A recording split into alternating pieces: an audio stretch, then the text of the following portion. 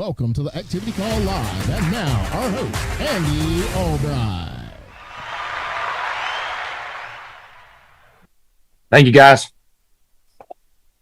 I also got Mike Lewantowicz back. I don't know if he's front and center yet, but Mike Lewantowicz, I was showing my son-in-law last night. I was like, look how much money he's making in overrides.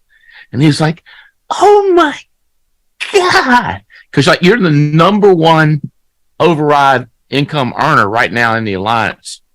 And it's because of so new people, it's because of width, how many people he's hired, and how many people are under those people. You get paid based on volume and structure.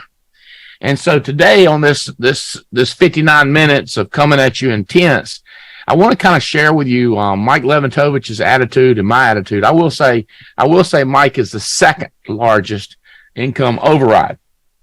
Now, I'm a partner with Integrity, so my override goes to the Mother Earth of Integrity Marketing Group, so I don't get the share in that income, but I was the largest income, and not by a little bit, by a lot. And I've been asking Mike, I was like, Mike, how come you don't get as big as me? In other words, why don't you want to, and he does, and he's showing it to his activities. But we want to share with you today what we see in the people that are creating massive wealth, override income, and versus a guy who's got a kind of a small organization, maybe 90% of his product money comes in from personal sales and 10% of overrides. How would you like to be making $950,000 a month in overrides and $50,000 a month in personal production, or maybe even $10,000 a month in personal sales with $950,000 coming in overrides? So don't get me wrong. Sometimes people say, do you care about sales? Man, I love people to sell. Nobody sells anything. Nobody makes any money. We got to sell 100%. But if you get 100 people selling 10 grand, that's 100. What is that, Mike? That's a big number. 100 people selling 10 grand. Is that $1 million?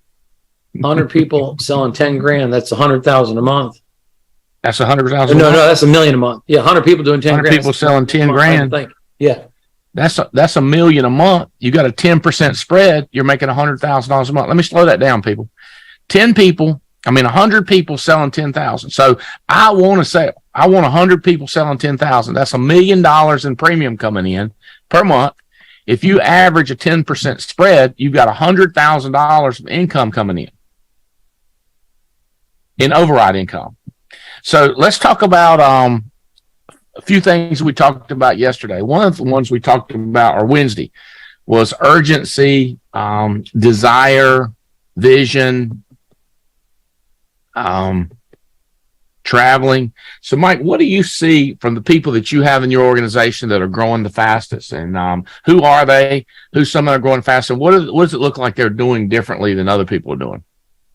So I got to give some credit. I can point out a few people. I'm going to give credit to Sarah Seifert. She just hit DM 2 months in a row. And we were talking yesterday with a group of people. And one of the things I've noticed is that the people on her team that are working, she's got them simple things, sharing their numbers weekly, like taking a minute to post their results of their activity, the results for the week, and sharing it with her post on the arc on the Facebook group. And she's doing it herself. And it's a small thing. And we've got some other people that do it. Some do it consistently.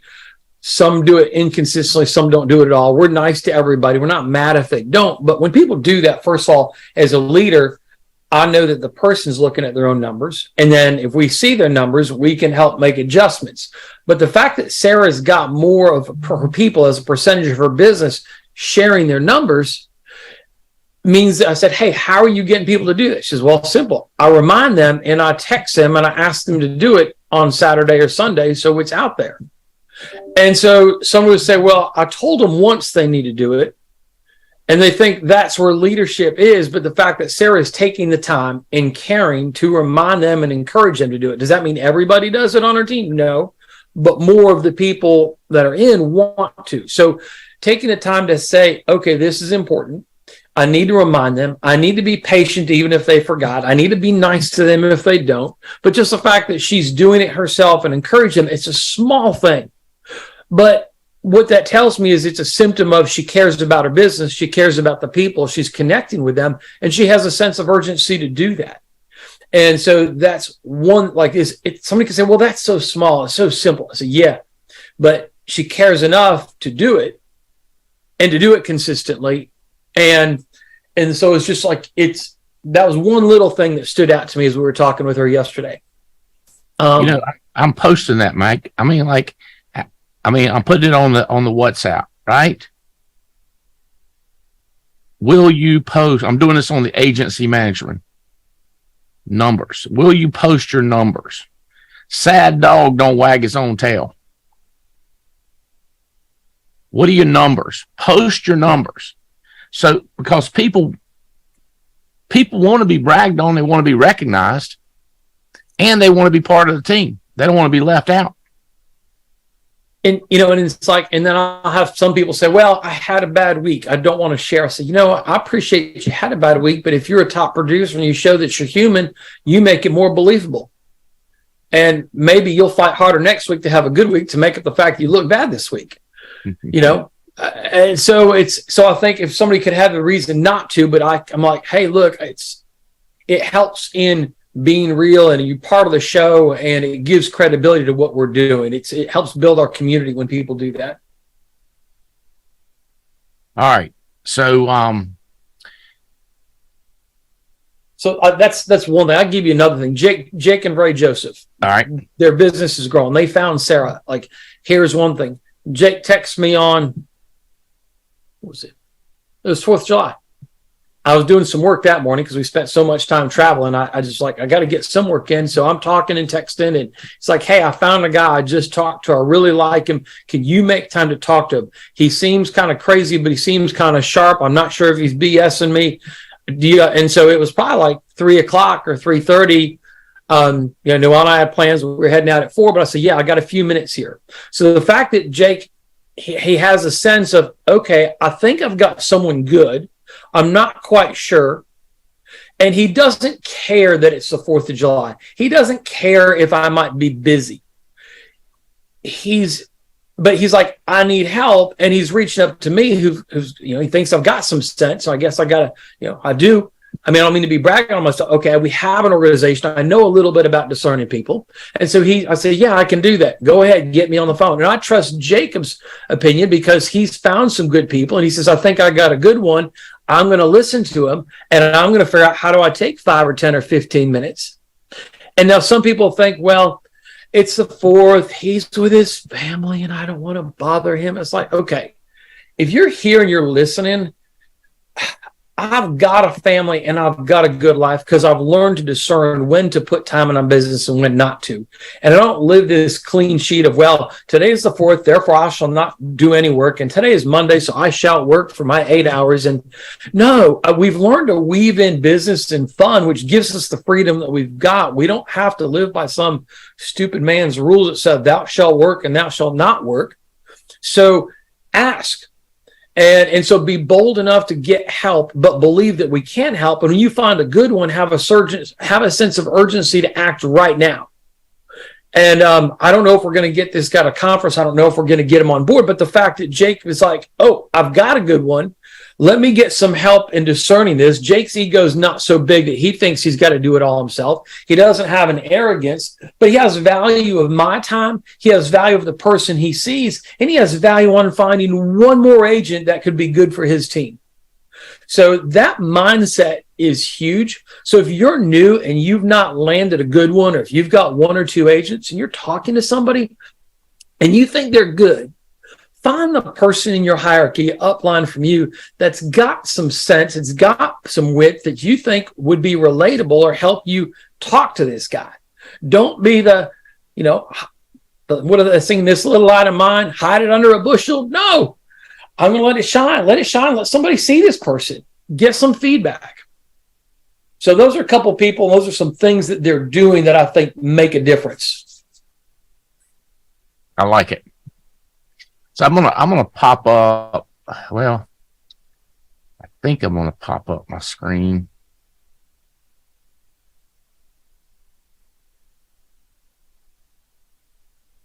I had a great drawing here, Mike. I'm not seeing it. There it is. Can you see it, Mike? Yes, I can. All right. So here's here's my deal here. This is you. Let's see if I got it. Yeah. This is you right here. And these other people is Mike Lewantowicz, your upline, Stephen Davies, who's a good resource, Adam Katz, Brandon Manley. So you are surrounded with all these good people that you can use. So you start hiring. You hire A, you hire nothing, B, nothing, H, and nothing. So you follow my marker, Mike. Is this making sense to you? Yes. You're surrounded by your friends. Here's your basketball player. Here's your military guy. Here's your Army guy. Here's your Navy guy. You know who. So when you find A, who does he relate to? Does he relate to the Army guy? Does he relate to your upline, Mike Lewantowicz? Who can you get A talking to so it's a better shot that he make it? This one right here ain't hitting on much.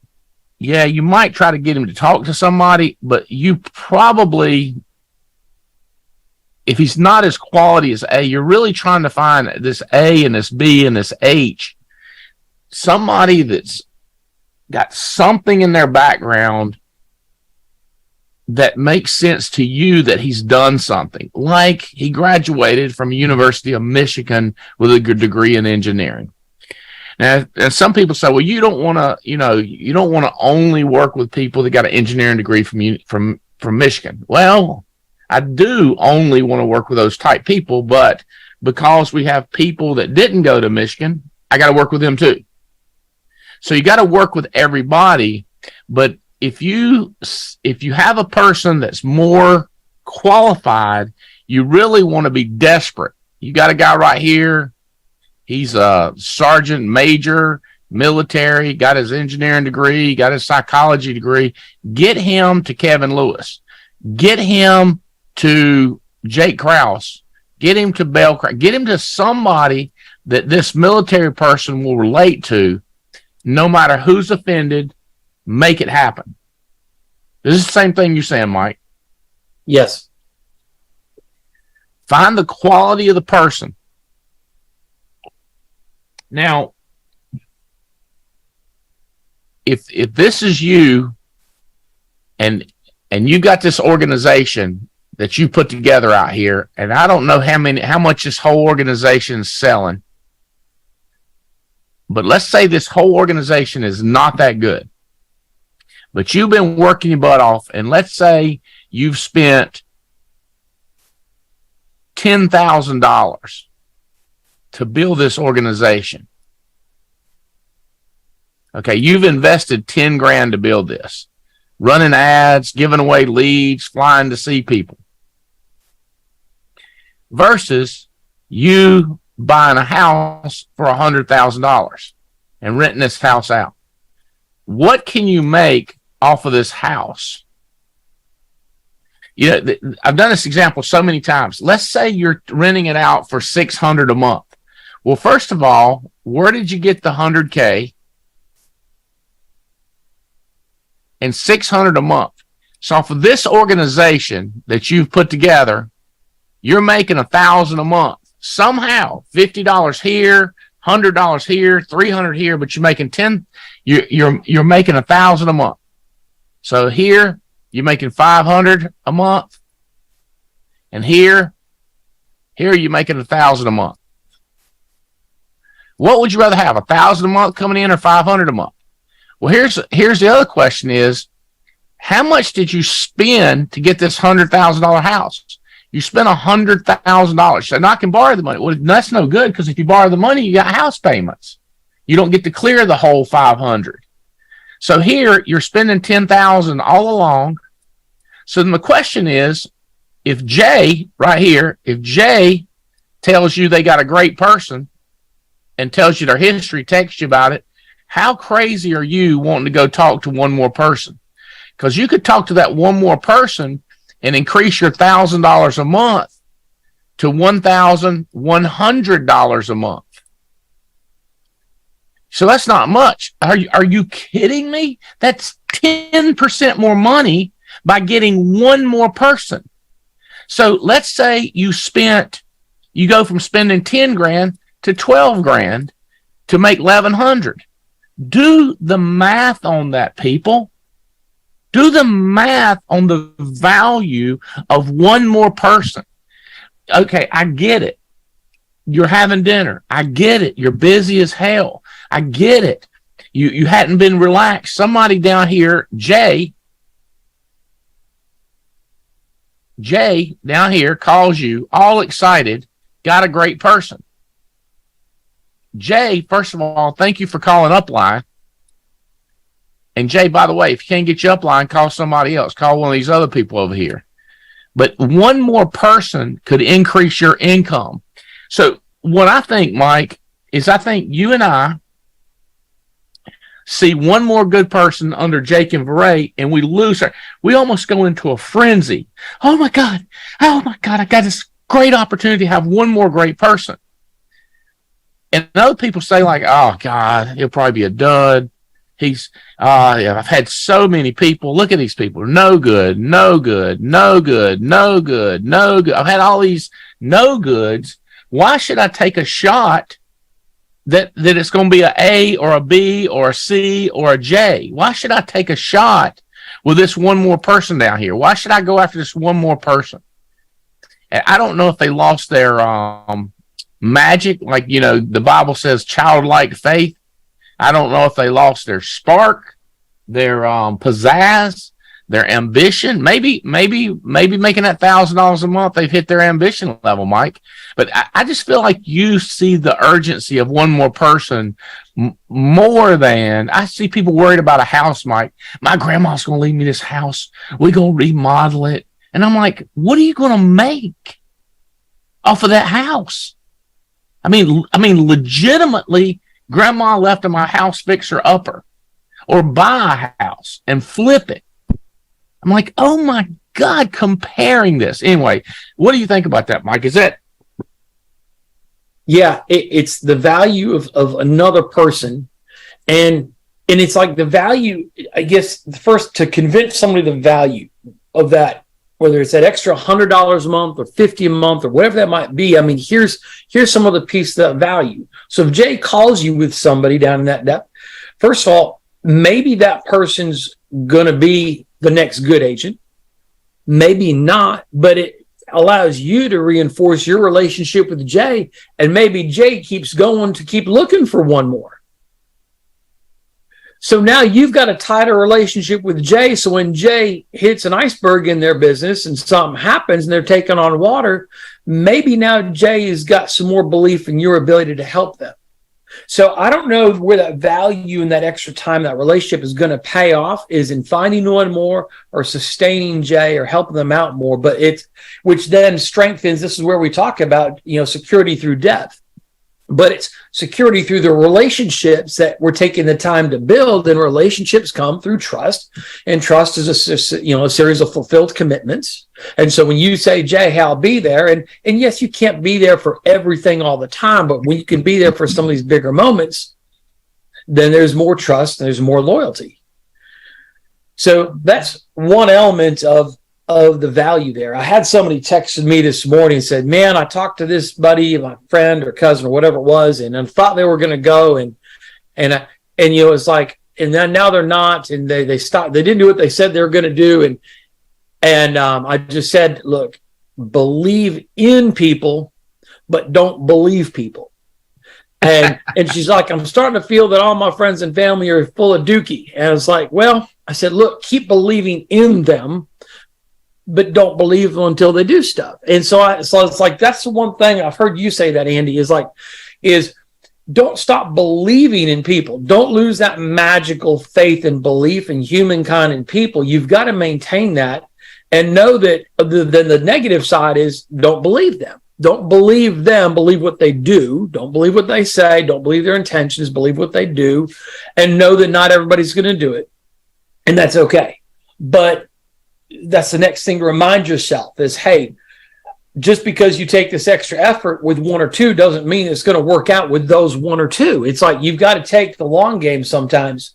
Sometimes we're rewarded fast growth. Sometimes we're rewarded on slow growth. I think that the tangible value of helping that one person, like you said, I go down in depth and work with Jay. I'm helping the guy above him, the guy above him, the girl above him. Everybody get a feeling that you're trying to help them.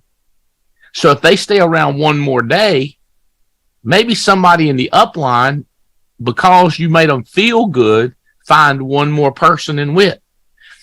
And I think my eternal optimism and your eternal optimism is big, Mike. You know what I'm saying?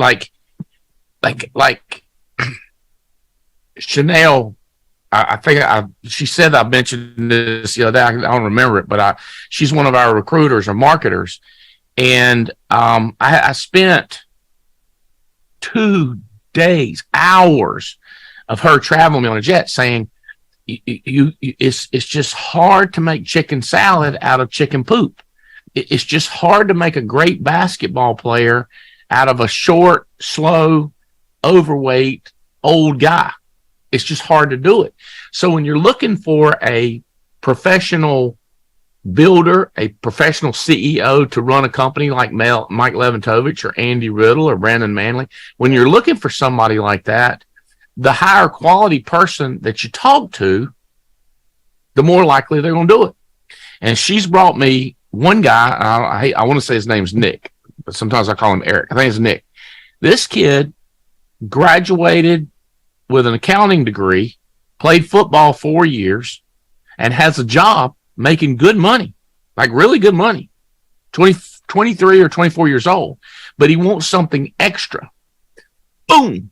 So I'm so excited that this could be the next Spencer Albright, right? He could be the next Stephen Davies. He could be the next Adam Katz.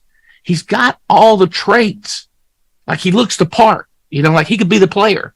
And then yesterday, she sent me a resume. She said, you need to read this resume. This girl's got a securities license. She's got a 4-year college degree. She's got a job. She's just on and on and on about her.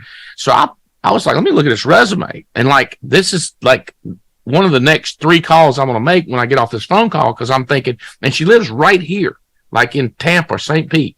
And I'm like, way to go. Like, I'm so, like, if you see the coaches, I'm just like, this could be the girl, right? This could be the one. I'm not like, oh God, I'll call her. I'm like, she could be it.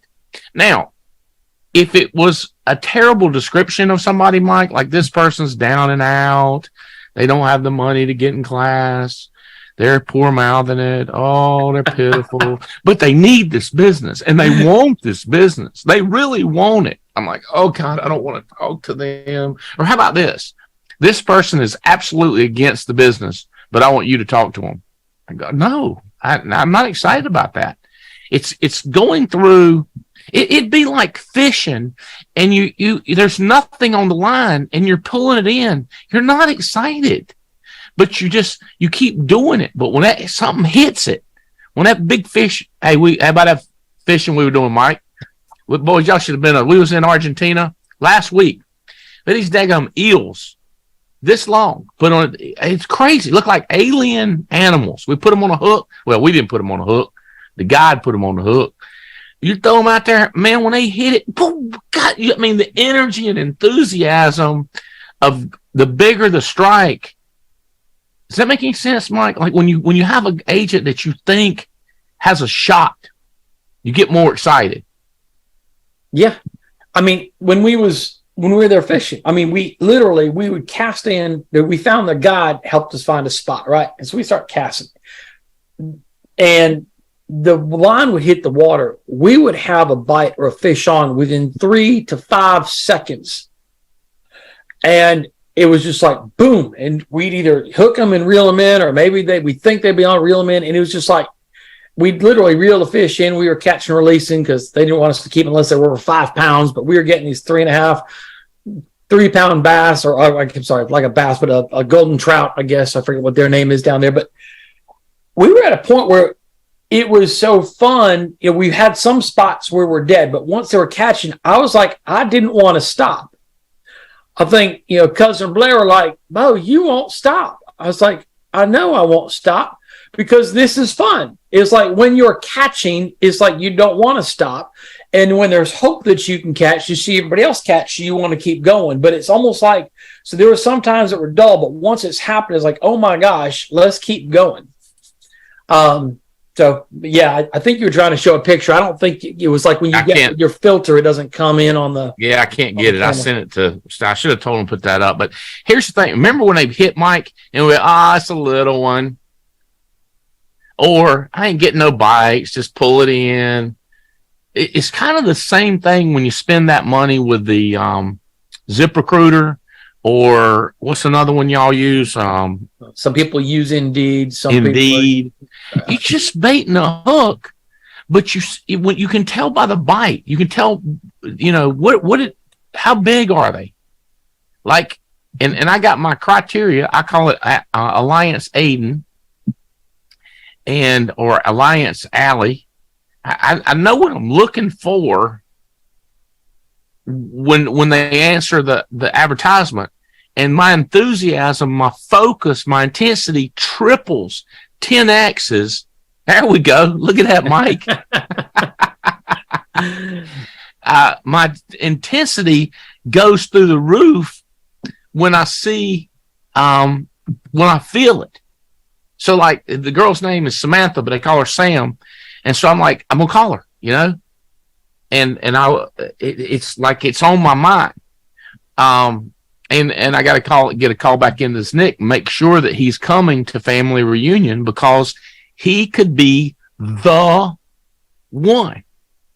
Remember this. Mark Casetta was talking last convention. He said, are you the one? And then he said, why don't you be the one? That, matter of fact, that's what I was talking to. And I hope you do this with your kids, Mike. I was talking to my kids last night after dinner, and I was like, you know, our family was wealthy, Habsburgs in Austria, lost everything for whatever excuse, reason my ancestors explained, came over to New York, moved down to Pittsburgh, moved down to Mebane, North Carolina, and then my daddy moved over to Burlington, North Carolina. My job is to rebuild the dynasty. I've got to be the one. So I'm talking to the kids about taxes and how inheritance tax works and how America just takes your money when you die if you don't plan ahead, if you don't do estate planning, if you don't do trust, if you don't have life insurance. In other words, life is hard. And if you're a moron, it's even harder. And the government's going to take your money. And if you don't study it and strategize, they're going to take more. So be the one. So I'm asking them to be the one.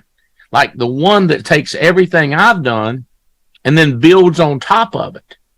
Be the one that goes after it. Be the one that catches that big fish. Be the one that gets it mounted and puts it on the wall. Be the one that's just relentless fishing. And part of it, Mike, is if you think you got somebody in Atlanta, Georgia, and you're in Louisville, Kentucky, you got to get your butt to Atlanta. You got to go to Houston. You got to travel.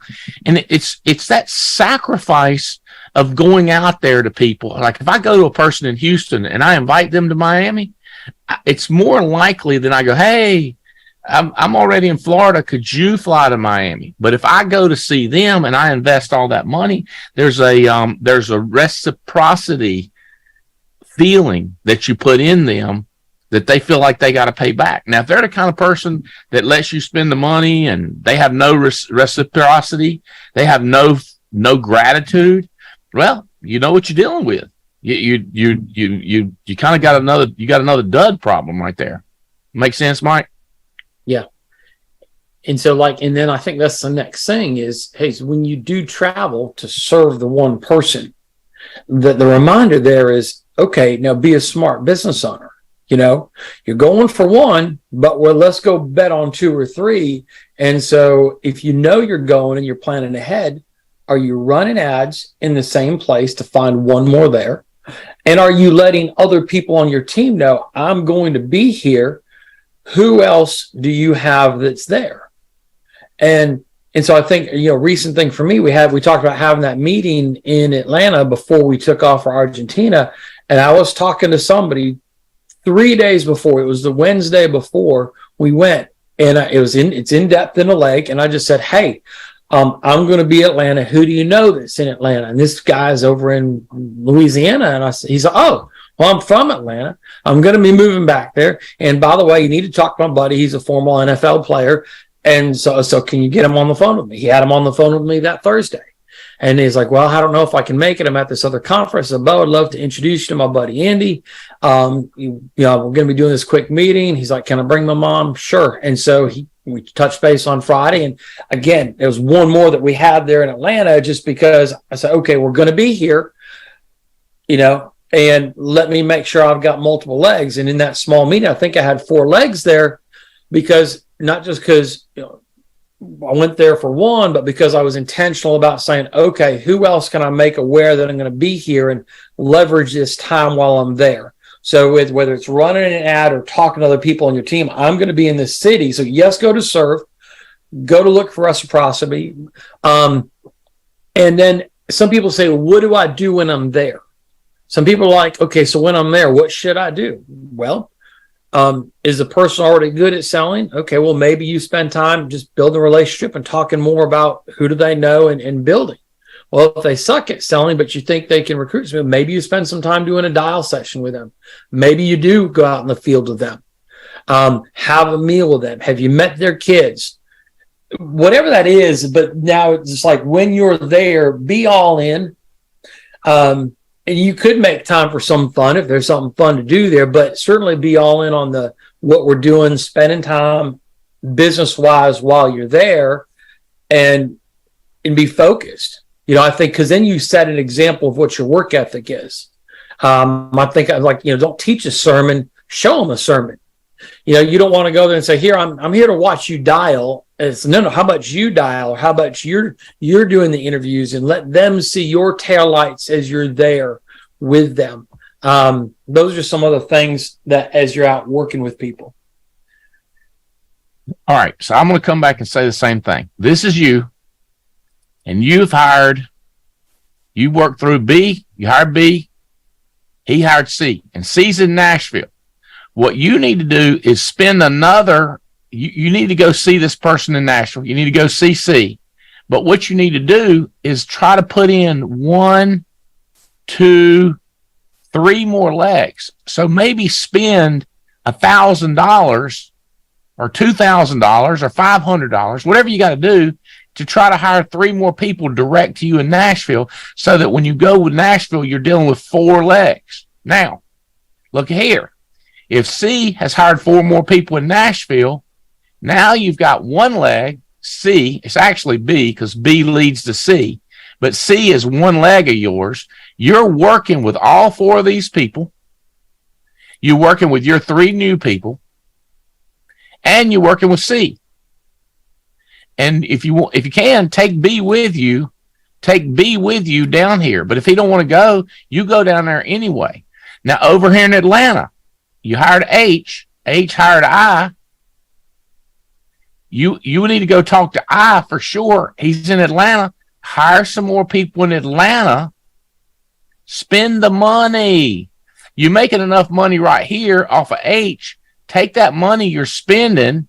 Don't buy sunglasses and doodads and an extra car. Take that money and go down here and try to put in more width. So now you're looking for another superstar in Atlanta, another superstar in Atlanta, another superstar in Nashville. Now you've got that competition thing going on. And you get to meet all 4 of these people, D, E, F, and G. They're fired up because they see C is getting the help from you. And now they're fired up. Like, oh, my God, Mike Lewantowicz is coming down here to Nashville, Tennessee. I talked to a lady this week. I was texting her. And she's like, when are you coming back to Nashville? And I was like, let me look at my schedule. It depends on what I've got going on in Nashville. Because through all my legs that I'm looking at, I'm looking, do I have anybody in Nashville, Tennessee? Well, I got this person who says they've got 2 good ones, but I'm looking if I have another leg in Nashville and another leg in Nashville. Now I got a good reason to go down there because I got all this. Plus, she's got 2 new sharp people coming on. My first question is, how crazy are they? Are they coming to family reunion? Are they going to meet us in Miami? Have you got them started? Have you got them selling? What are they doing? D.O., what are they doing? Now, this is a tough one, Mike. If F is telling you about people they're hiring, and E is telling you about people they're hiring, and A is telling you about how they're hiring, you got to decide where you put your time. Now, if they're out here and you're hiring them direct to you, you can't. You got to be a little more tolerant, Mike, because you're hiring people that haven't been vetted. You have to go over here and look at them and try your best to get underneath them so that you've got more possibilities versus when they're down in here under E or F, you got all kinds of different choices, a place to look around where you're going to work, but you got to put in wit. Now, ideally, if this person right here, this new person under A is in Charlotte, North Carolina, you really need to go down there if they look like a good person, but by gosh, try to run some more ads so that when you go to Charlotte, you've got more of a reason to work under A because you're actually putting in 2 new legs for yourself underneath you. See, this is a new leg for you, and this is a new leg for you. Instead of drawing it over here, it's the same thing. You're putting in width. You're just putting them in Charlotte, North Carolina, right here where Charlotte is. Does that make sense, Mike? The drawing can confuse you because you're putting in width. These are width people. These are width people down here. Yeah. But they're in Charlotte, North Carolina. I know it makes sense to you, Mike. I'm going to put some names. Help people to understand this, Mike. So I'll give a real live example where we're trying to focus on this. So we've got the leg through Paul Epstein, Joseph Dukes, and Jerry and Jera and Jake and Ray, and now Sarah. So Sarah has got 2 legs in Dallas. That's right. Okay. And we have depth under each of those legs.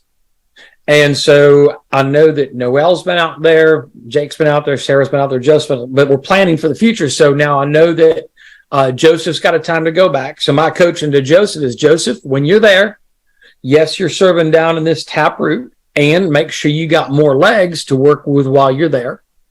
And so you're not just going there to work this, but make sure you got 2 or 3 other people. I know Veray and Sarah are tag teaming to go out there again, and somewhere in August. So they've got a date set, and it's like, okay, Veray, make sure you and Jake are running some ads and finding some more people in Dallas. And Sarah, make sure you're looking for another leg in Dallas. And then for the people that they're going to serve, it's Christina and Kinley and Haley, and I'm missing one, I think Becca or Jessica. Bottom line is like, okay, for each of them, if they're watching, I'm like, hey, you be the reason that we're going, and you go have some more new people when they arrive. So if I'm talking to everybody in that leg, it's like, everybody do your part. Dallas is a massive opportunity. We've got plenty of room to grow in terms of what we can do lead-wise there. And it's a city we'd like to go back to, so take advantage of the time. So can everybody do a little bit? And when Noel goes back down there, I know we've got some other legs that we're looking to do some more with. So again, in that one city, that's an example. We've got multiple people going there, but we don't want anybody going there just for the depth that's there. Go there for the depth and be selfish. Build your business in width while you're there. Trying to think of another city where we've got some stuff like that happening. I could talk about Atlanta keeps popping up for me. You know what I mean? I'm putting in new people. And see, so Mike, I text Sarah, hey, are you watching this? Right? Yes. Well, I got a new guy that's just, he's super potential, almost like he shut up like a superstar, except for he's done this, Mike, and he's just plateaued. And then I've met him and I'm saying, bro, here's why you've plateaued. You got to get your people on these calls. Well, he's like, I'm sorry, what am I missing? What's going on? Every Friday, we have an activity call at 10 a.m. Now, he's working. He's on a Zoom trying to recruit somebody. But he should have 20 of his people, or at least 6 of his people, watching this, not him recruiting one person. So it's kind of like Miami. He might be trying to recruit one more person today as opposed to getting 16 people to Miami. There's a balance between recruiting one more person and getting 16 people to Miami. Now, after Miami, the focus is 100% on getting one more person, right? Sometimes I go, it's so simple, anybody could do this. And then I go, you know what? I think we do need more intelligent people, because they have to get what I'm saying, and it's not crystal clear. It's not like 1, 2, 3. It's more like 2, 4, 6, 8. Yeah. It's more like 3, 6, 9, 12, which is, oh my God, that's really freaky. You know what I mean? It's like, do I work on one more person or do I get them on the activity call? Well, coaching, who's your mentor? So, because if one of his guys, I'm going to say this, like, if 1 or 2 of your guys was seeing this training, I promise you it would freak them out and blow their mind. ... We got to get people plugged in, brother. Now, he might have got on by now, or he might not. But you follow what I'm saying? It's like, I'm relentless to get people to plug into the system, because you can't do it on your own. I got a guy right now, again, Mike did it. 100,000 a month, 100,000 a month, 100,000 a month, 100,000 a month, 90,000 a month, 100,000 a month. And I'm like, oh my God. I know what's happened is nobody else on his team is driving people to the system. He's getting one guy on the system. He gets another guy on the system. But by the time he gets one more guy on the system, one guy's dropped off the system because, hell, they're making money. So there's no reason to plug in. You understand what I'm saying? It's like, it's, Marcusetta did that scenario with sand, putting it in a bucket. That's kind of what he's doing. He's getting some sand stay in around the edges, but he's not putting them in a bucket. You know what I mean, Mike? Yeah, that can be. So I think there's 2 things that I'm hearing you say. So one is, you can get to 50, 100,000 probably a month on your own. You might be able to be the system and the glue for, I don't want to knock. There was a point in time when I thought doing 50,000 a month was a big deal, right? and so I remember being frustrated when you go, Mike, it's not a big deal. 5 people doing 10, 2 people doing 25. I know. So when you're first starting, though, it feels like a big deal when you're not there yet. But then when you can feel like it's a big deal when you get to 100,000 a month in volume. Okay. And like where I'm at, we're doing 700,000-800,000 a month, 900, getting to $1 million a month. To me, even as I look at it, $1 million a month is still not a big deal. I've changed my brain to think, okay, we start doing 2 million a month, maybe I'm a big deal. And not I am, but that a number is, right? So it's staying humble in the number and understanding that, looking for multiplication and not addition. People look at me and say, well, Mike, how come you're not doing 2 million a month now? Because earlier, in my business, I was focused on addition, thinking I could be the system. So I've been guilty of trying to do too much on my own and not leveraging the system or tools, or not slowing down to promote it to other people. So the more I can slow down to get people listening to Andy, to listen to another audio or video, to be on the TWC, to be at family reunion, to want to be there, not to say you need to be there, but look, here's why this is going to help you. Here's where you're going to grow. Here's how you're going to set the tone for your business. But understanding that is what's going to help you find and develop multipliers.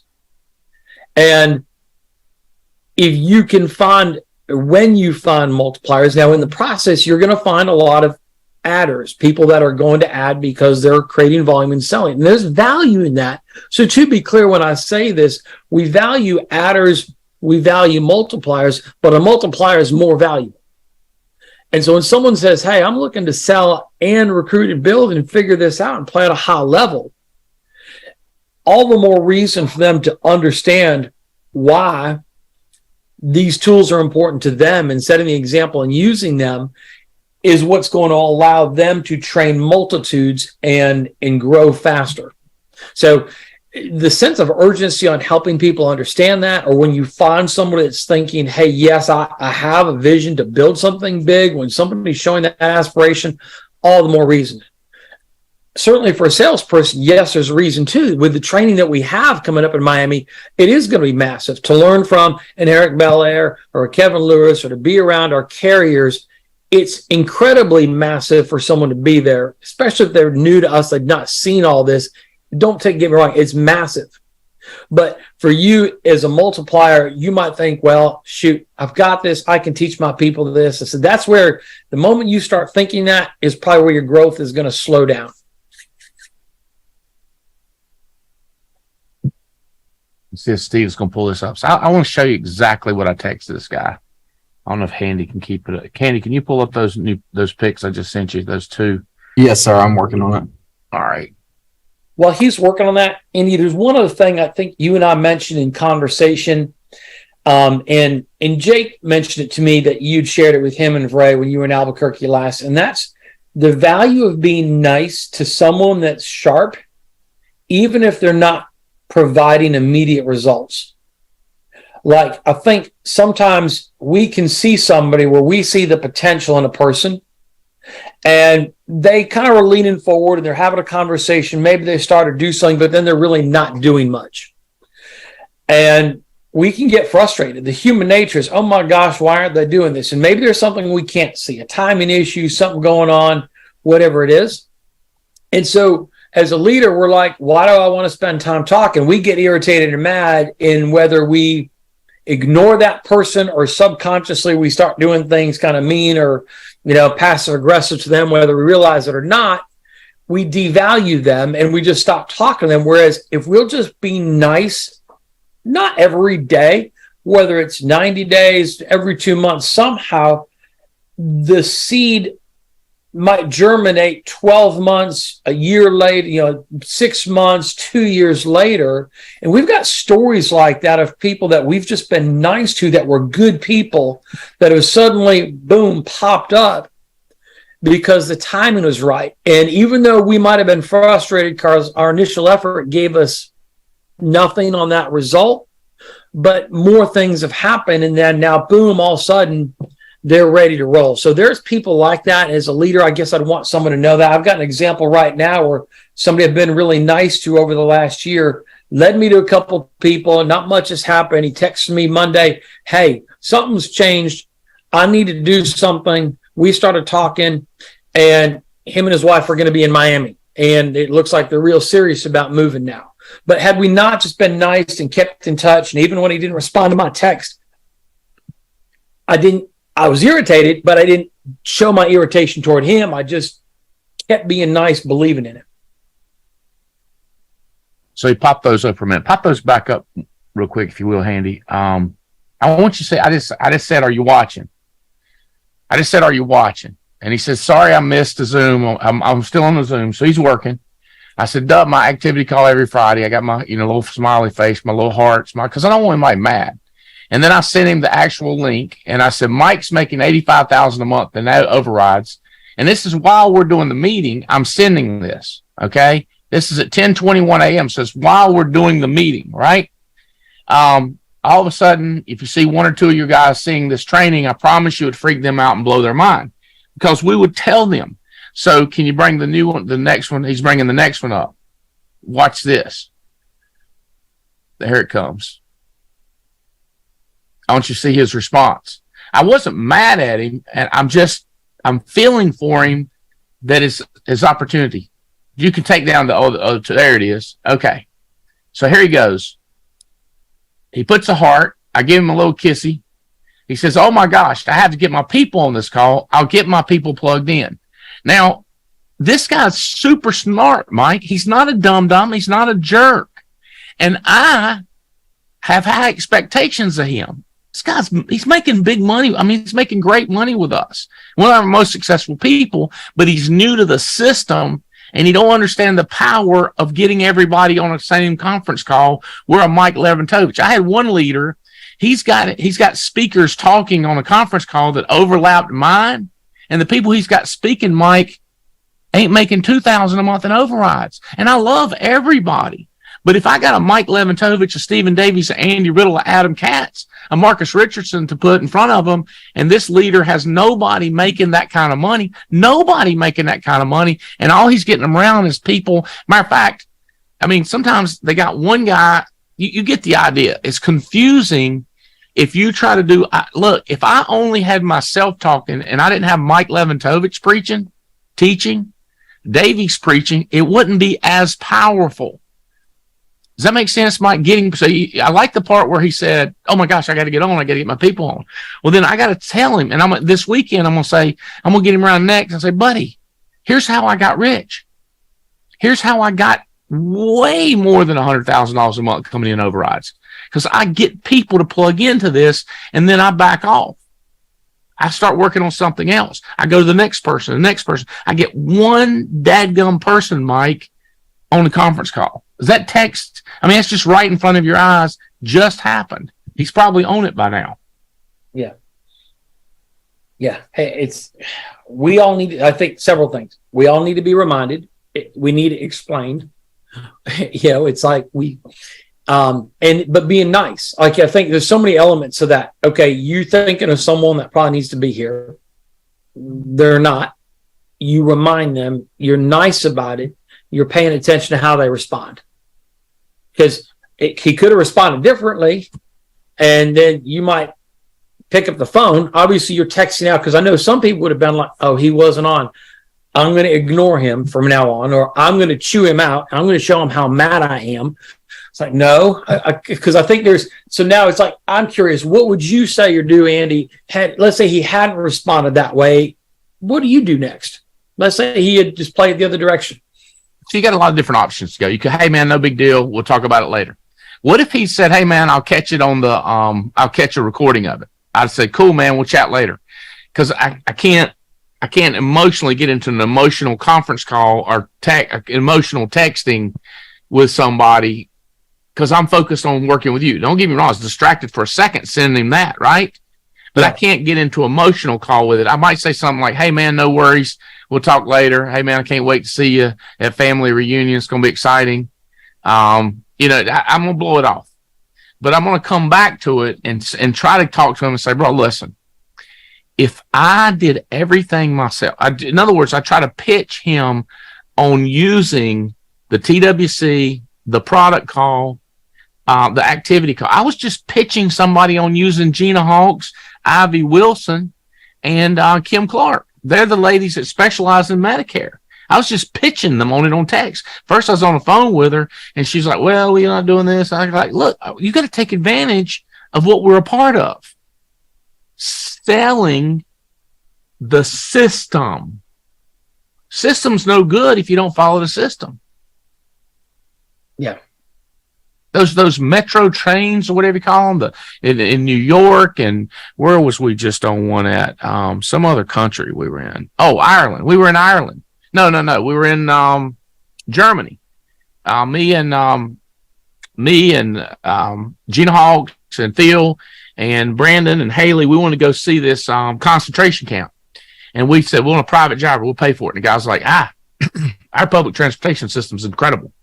And I was like, no, we'll do private. He said, trust me, it'll be safe, it'll be clean, it'll be 10 times faster. I said, 10 times faster? He said, yeah, and cheaper. I was like, I got money. I'm not worried about money. He said, it's better.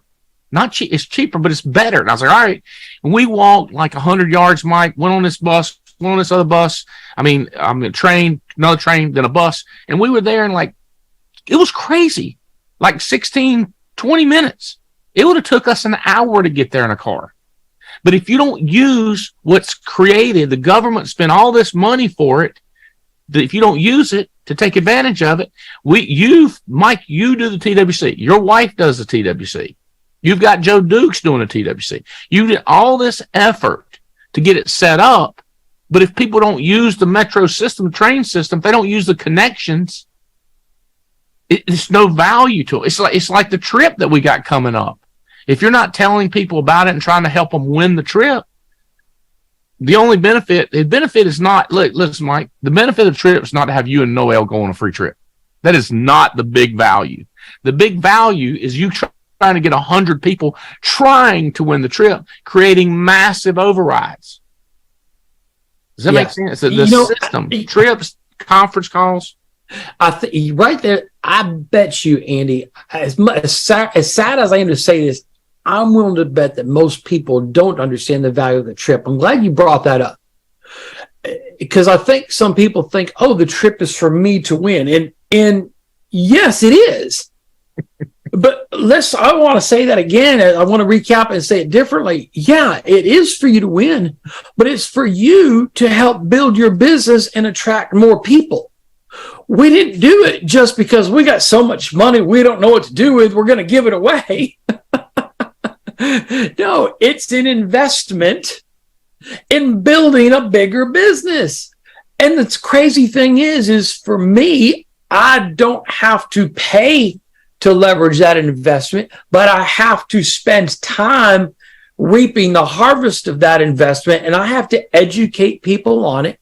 I have to see where people are at. In fact, just for me, I have got 3 monitors in my office, and so one of them, the tabs I have up all the time, is the trip leaderboard, and I'm scrolling through and paying attention. So if I'm talking to somebody, I'm thinking about where they at, so I can be neurotic about promoting it to someone and saying, hey, who's close, who's on the bubble, who's made it, how can I be thinking about it?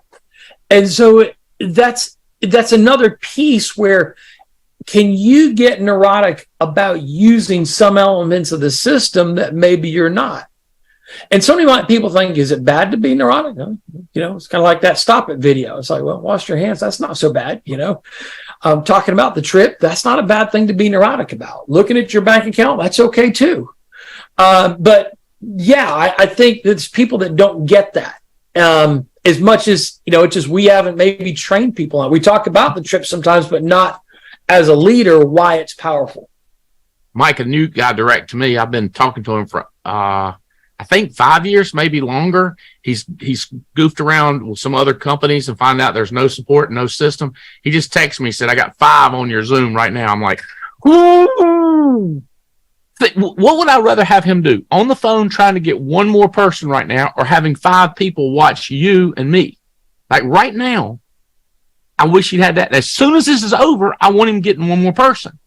It's understanding when to drive, when to hold up, when to take a jump shot, when to dish it off, when to call timeout, when to take it back out and set the play back up. It's called awareness of what's most important when you got the ball. When you're in charge, you're the leader of your group. Like I've told people this several times, Mike. They said, my group's terrible. I go, you're the coach. If your team's terrible, you're the coach. Like right now, Mike, me and you both are, I don't call it stay frustrated. We take this once in a lifetime trip, which we will do it again. We go duck hunting, dove hunting, eating all kinds of crazy food, ridiculous restaurants, people cooking beside the table, unbelievable life. At the same time, we're thinking that we should be 10 times bigger, not look at me, look how big. It's like we should be 10 times bigger. Mike, you should be making $300,000 a month, money coming in.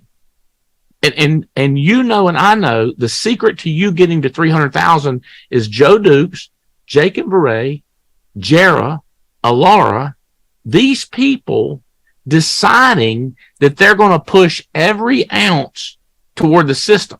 If you could go, let's just say you got 100 people on this call, Mike. If you had 300 people on this call, you'd be making $300,000 a month override. It's just that simple. You can't get them to family reunion and then fail. And the numbers are so true. Statistically speaking, the numbers are so true. People that plug people into the calls, they grow more than people that don't. I'm going to tell you. Mathematically, that's the way it works. Yeah. Yeah. Who works harder to get people at conventions, you or Noel? There's no right answer. There's no right answer. Who works harder at getting people conventions, you or Joe Dukes? You or Epstein? You. So who tries harder to get every single person? My guess is you're the number one trier on your team. And then someone say, it's not try, it's do. Listen, let me tell you something. Trying comes before do. Trying comes before results. Action. He's taking action trying to get people to those conventions. Noel is. And he's trying to sell Joe like how important it is, Jacob, how important it is to get one person there, Mike. Yeah. And I think it's, it's like, sometimes it's a little bit like if you're there and you're learning to build, a little bit like when you take out the garden hose, and if it's been coiled up and you hook it up to the faucet and you just kind of stretch it out and you turn on the water, there's no water coming out because you probably got 3 or 4 kinks in that hose. And you got to go back to where you're the closest to the faucet and kind of untwist that kink, get the water flowing to the next kink. And sometimes the first kink is, okay, getting them licensed, or maybe the kink is getting them to make dials or track their dials. Maybe the next kink is getting them on the TWC or getting them on the activity call or getting them to a conference. Maybe the other kink is getting them to believe in the power of overrides being insurance on your insurance income and how to scale up. So, and sometimes you fix one kink and you think, okay, now the water is going to start flowing. You go and you look at the end of the hose, it's still not flowing yet. So we got to go adjust another care. Maybe we're getting a trickle out, but just you as the coach, you got to be aware of where is the kink in the process. And sometimes you can't see it. Maybe it's this kink. And that's where sometimes you just got to ask, hey, I feel like my hose is lined up. The water's on. I ain't got no water coming out. Sometimes you got to go and ask, where's the kink in my hose? What am I doing? Got to wrap up. This is connect with me. If you want my phone number, direct number, I ain't scared. I don't deal with people that ain't working and kicking butt. My number, social media, family reunion, tickets. I love people texting me, see you family reunion. Can't wait to see you. It's going to be exciting. I've got 10. I've got 3. I love seeing those messages. We have Saturday, Sunday, Monday, Tuesday, Wednesday. We got 5 days, Mike. Person that's got 3 going could go to 6. Guy that's got 2 going could go to 4 or 6. Guy that's got 10 going in 5 days. If every person had the intensity to get one more, not just you getting one more, Mike, but Spencer getting one more, Brandon getting one more, Brittany getting one more, Brittany getting one more, Bullard getting one more, just one more, dude. If each person in that pipeline, just if we could just free it up that everybody gets it, to get one more, we'll blow this thing up. Yeah. Hey, absolutely. Thank you, Andy. All right. Love y'all. Hope this helps. Later. Have a great weekend. Let's kick some butt, take some names. That's right. Recording.